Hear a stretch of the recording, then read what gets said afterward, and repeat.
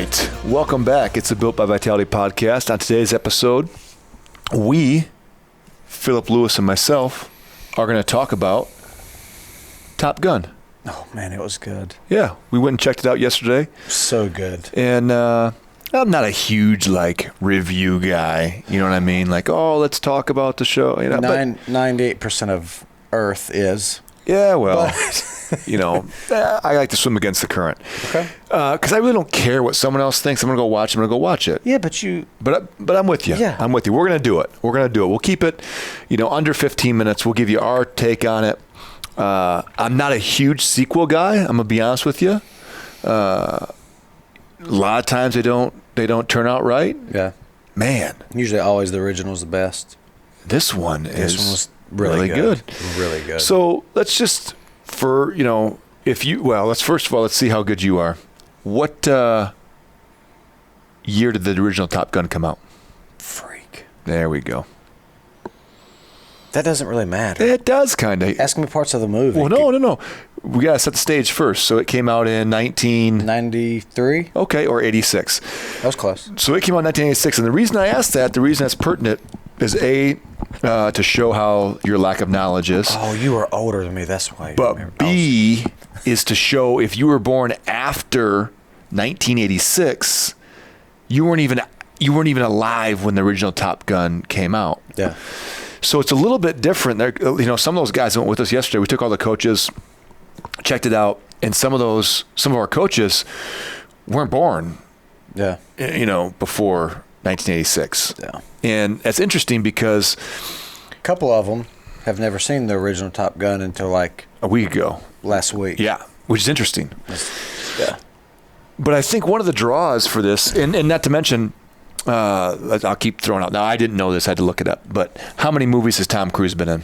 Oh, God. 55. I didn't want you to say something really ridiculous. I wasn't. I was going to say something along the lines of that. But I was just trying to save you. I didn't want to. Did you count? Do they count individual Mission Impossibles? Yeah. Because there's 53 of those. Yeah. And then 2 Top Guns. 55. So that's it. So think about it this way.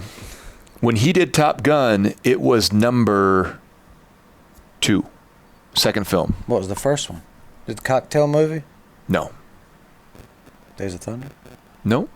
Risky Business. Oh, where you slide across the floor in the socks, that stuff? Yep. It's okay. So I'm unprepared. I get it. But if he's 59 now, how old was he in 1986? Go. 20. No clue. I just threw a number out there. That would be 36 years ago. 86 would be 36 years ago. 23. So 23 years old. He was 23 years old. Close. Yeah, not bad. Good guess. So 23 years old during Top Gun. Since Top Gun, before the new one, he's done 54 other movies, and his net worth is just north of $600 million. So I think that's one of the cool things is I'm not saying I'm a huge Tom Cruise fan. I think he's a good actor. He's a weirdo in real life. I say real life like I know him, but he's a weirdo. How do you know that? I'll throw it out there and let someone argue with me the opposite. Okay. He's not a normal. What not many actors are, but anyway. It's kind of like the review thing. You can't just go off of other people's thing. You got to go off if you actually but he's like the big Scientology guy. He's got some weird stuff going on. That's true. And I don't know what in the world he's doing as far as working out or wellness stuff. But ain't no 59-year-old looks like Tom Cruise. That's crazy, doing that man. Stuff. That's insane. Yeah. Good on him, man. Whatever he's doing, as long as it's normal stuff, that's pretty cool. But we go in there, and we'd heard from quite a few people that it was a good movie, so our expectations were pretty high. And man, there's something about the way they redid the theme, the theme song for it. Man. Did you notice what they did at the very beginning that was the same as the original? The same font, the same text. Same. Really cool. Credits. Colors. Right there at the beginning, it was perfect. What's interesting is, Don Simpson and Jerry Bruckheimer produced this thing. 36 years ago. Don Simpson's no longer with us. Jerry Bruckheimer's still alive, and they still put Don Simpson's name on there, which is pretty cool. But man, I mean, I think one of the things that's so impressive about this is the way they filmed it. I mean, the shots they got, like the shot they got of the that stealth bomber going over Ed Harris right at the beginning, or the stealth pilot, the stealth jet or something. I mean, that's incredible. Oh yeah, that's incredible. All that up, cameras everywhere. That's perfect. I mean, you got The aircraft audio. carriers, you got people landing on aircraft carriers, taking off. Cockpit. It's just it's really impressive, the amount of time, and I think what's interesting about this is it was supposed to come out, correct me if I'm wrong, it was supposed to come out in like 2020, but when the pandemic hit, they stopped it. They didn't release it because they didn't want to come out without theaters, because theaters weren't open because of COVID. Probably. Because obviously you could catch COVID if you sat in a theater seat. Yeah. And it's in the air of the theaters. Yeah. I mean, we were lucky to be alive yesterday. I know. Lucky to be alive. But they waited, which is smart. Because if you watched that, I don't know how they would have released it, but if you would have watched it at home, it'd have been really good, but it's not the same. Not the same. You have to watch it in a theater. Not the same. And when they released that, they released it, I think this is like the second or third week it's been out. So I don't know what the gross is, but it's got to be one of the highest grossing films of the last decade. Has to be. I don't think that a lot of the stuff in there was CGI either. No, maybe some of the agree. fighting stuff like missiles and things, just because you don't really shoot at each other when you're like that stuff. But like maybe a plane blowing up or something. But flying and ships and everything, I think it was all legit. It was interesting to me because you found yourself not watching it being like it wasn't unbelievable. I mean, there was obviously, the storyline's crazy, and it's a movie, but the things that they were doing in it, they didn't seem super ridiculous. No. Now, I'm sure if you're a pilot and you're a fighter pilot or something, I haven't watched the reviews of the fighter pilots that there's a bunch of stuff out there. I'm sure that there's some things in there that don't make sense to them, but to someone that's never flown for in a jet before, I don't know. I mean, it didn't seem that unbelievable. Imagine the final scene of taking off in the old jet with the big chunks of runway missing. I'm sure that was a little bit interesting. How that that must be some of like the titanium landing gear or something. But it was just. And I found myself towards the end. I'm not going to give it away, but I guess I didn't see the ending happening that way at all. Like I didn't see, the last like 15 minutes. They didn't show any previews of that. You didn't see any of that. Which is good. None of it. Which is great. So when that happened, I was like, gosh, I really have no idea where this is going, to go and what's going to happen here. I liked a little bit of the dynamic between Miles Teller, who plays Rooster Goose's son, and Maverick. I like that. I wish I don't know. I think there needed to be a little bit more behind that, other than just like, hey, I withheld your papers for the Naval Academy for 4 years. Yeah. Like maybe don't even need that. Like his dad was killed in your plane. Like that probably could have been enough of the friction there, instead of like, hey, no big deal, your dad died with me, but I pulled your papers for Naval Academy, so that's what you're all mad at me about. Like, that was interesting. But I thought it was a great movie. I think that if you haven't seen it, geez, you got to go see it. And you got to see it in a theater. We rented a normal theater. Mm-hmm. I would have loved to see it in IMAX or Dolby. Yeah. But the AMC folks are a little bit unreasonable with renting out a IMAX theater these days. Just a little bit. Well, they're packed at 1 p.m. the weekdays. 1 p.m. on a Thursday, they want me to buy every seat in the theater, like 280 seats. No. So I would definitely go see it. Man, kids, I think it was kid-friendly. Yeah. There was some language, I guess. I didn't. It certainly wasn't. It was very subtle. You didn't. Yeah, like I can't remember any cursing. I'm sure there was. There wasn't any like crazy love scenes. There was one love scene, I think, but there was nothing. There was nothing to it. Yeah. Like it was just. So I think, I mean, that's smart to me. I think that if you would have made that scene, that scene with Penny and him a little more aggressive, then you're going to carve out a huge demographic of parents that aren't going to let their kids go see it. A family can go see it together, no problem. Now you're 100% like Charlie could see it, Reagan could see it. I don't know if Charlie would enjoy it as much, but I know Reagan liked it. She went and saw it with us. She loved it. And that's a hard thing. I have a tough time thinking of another movie that can cross all those different gender, age, all those socioeconomical categories that across everybody they could like that. I can't think of a movie that I've seen that's been like that in a long time. There's one thing I picked up on it this morning that I didn't pick up when we watched it.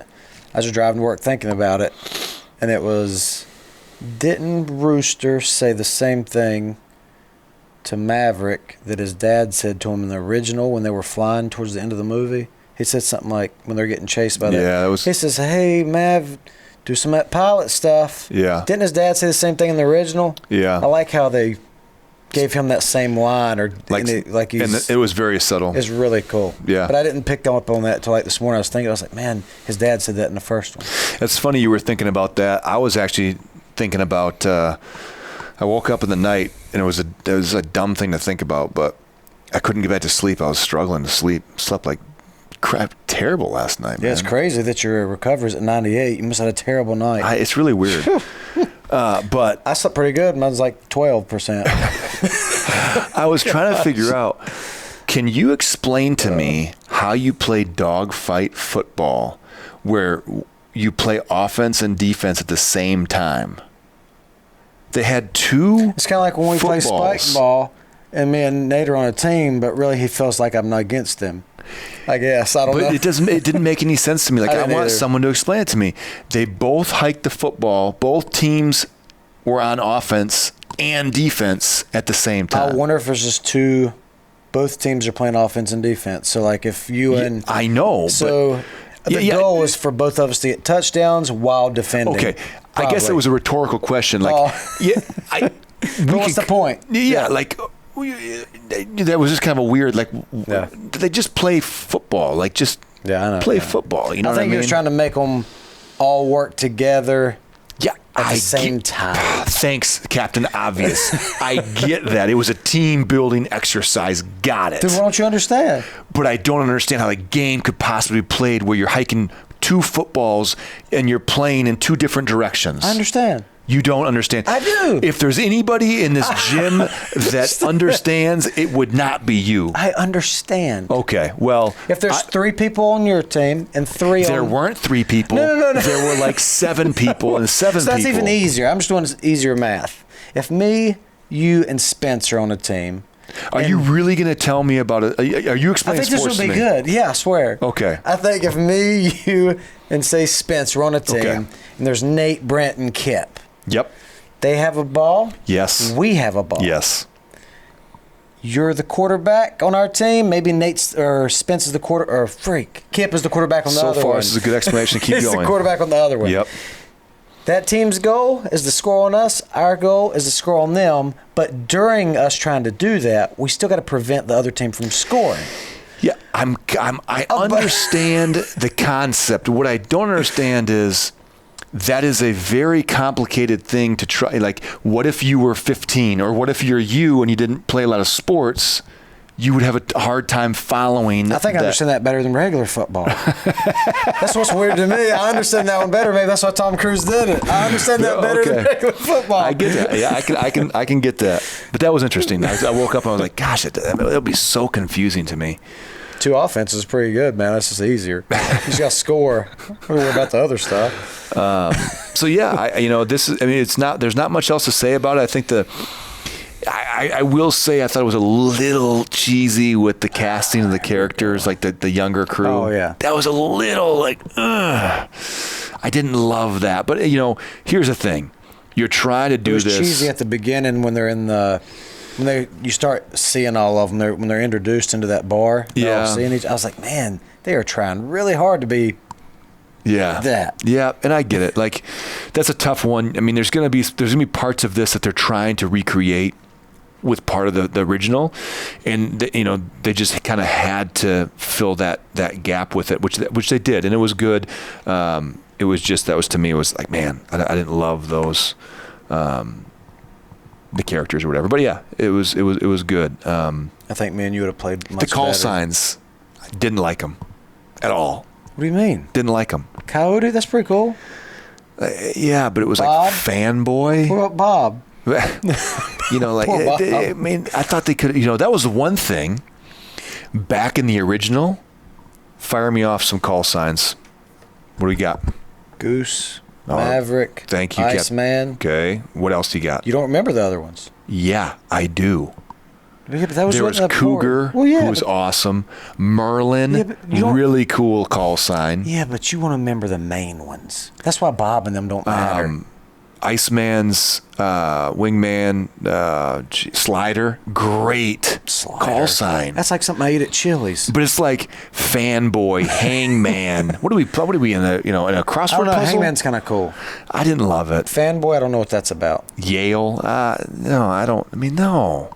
Yeah. So anyway, I mean, I that would be the one rub I would have is let's be a little more creative on the call signs. First of all, no one with a net worth of $600 million is probably listening to the Built by Vitality podcast. I hope he comments on it. That'd be amazing. Yeah. Next one we do, you come up with the call signs. And I will. Pinkerton, Lewis.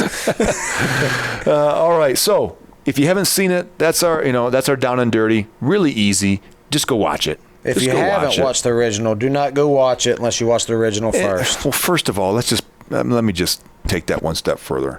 If you haven't seen the original Top Gun, this isn't the podcast for you. It's just not. Yeah. You know what I mean? Yeah, sure. Like, you just got to get your life together. Yeah. It's Top Gun. Maybe you should watch it twice before you go. Yeah. But, I think the other thing that when you watch a movie, one of the things that's a good determiner of how much you enjoy it is, would you go watch it in the next week or so? Yes. And I would go watch it again in the theater. Yeah. When it comes out on Prime or Apple TV or whatever, I'll watch it again. Yeah. And I think that's a really good factor in deciding, like, how much did you really enjoy it, or how many times did you look at your watch in the movie? Like, are you kind of like, gosh, I wonder how long this movie is going to be. I remember like an 8 to 9, maybe 10-minute period in the end of that movie. I was like, man, I felt myself. I was tense. Like it was. Yeah.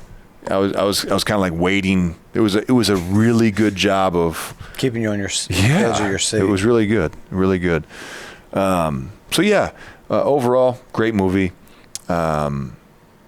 Yeah, I really enjoyed it. I didn't have to sit next to Philip, so it was great. Actually, I sat next to Nate. He's a big talker. Towards the end of the movie, he was trying to hold my hand. Was he? He was a little emotional. Did you cry? Did I cry? It was kind of sad. Oh, here's the thing. I'm going to end this with this. Before the movie started, I said to myself, man, there's been like 3 or 4 people that said they like really cried in this movie. I'm like, I question, what are you doing crying at Top Gun? And then I watched the movie, and you almost cried. And there's no part of it. There's not. It's a happy. I don't want to give it away, but it's not sad. Goose is already dead. They meant cry because happy sad. Oh man, stop! You don't cry because you're happy. Oh my gosh! Listen to me. If people want to cry, I get it. I'm with you. Mm-hmm. But you don't cry because you're happy. Tears of joy. No. As I tell my daughters, like, save the tears for when they matter. You know what I mean? Like when you're happy. No.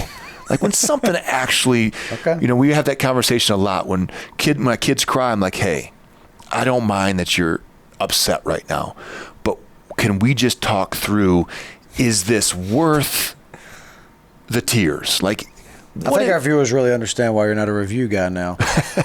You don't have any emotions. No, I'm a very emotionally in tune person. On one side.